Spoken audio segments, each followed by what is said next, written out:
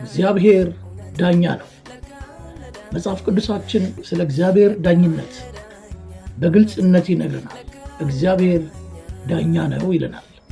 በመዝሙር 7 ምዕራፍ 7 ቁጥር 11 ላይ እንዲህ ይላል፣ እግዚአብሔር የእውነት ዳኛ ነው፣ ኃይሉም ታጋሽ ነው፣ ሁልጊዜም አይቆጣም ብሎ ይናገራል። እግዚአብሔር የምን ዳኛ ነው? የእውነት ዳኛ ነው።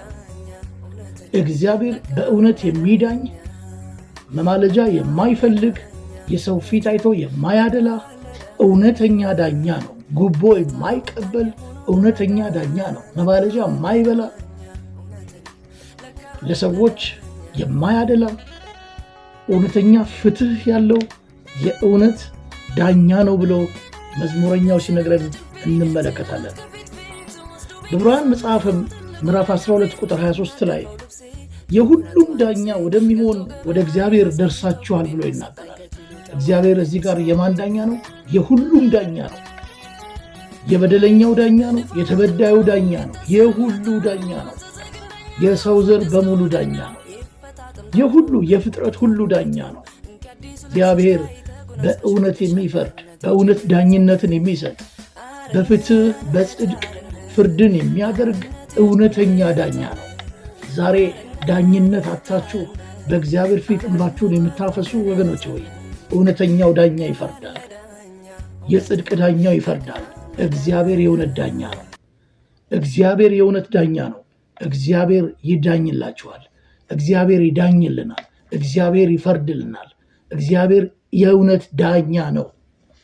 እግዚአብሔር እውነተኛ ፍትህ ሰጪ ነው። የፍትህ አምላክ ነው።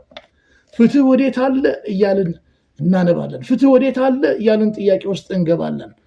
እግዚአብሔር የፍትህ አምላክ ነው። እግዚአብሔር እውነተኛ ዳኛ ነው። በጽድቅ የሚፈርድ ዳኛ፣ በእውነት የሚፈርድ ዳኛ፣ በኃይሉ የሚፈርድ ዳኛ።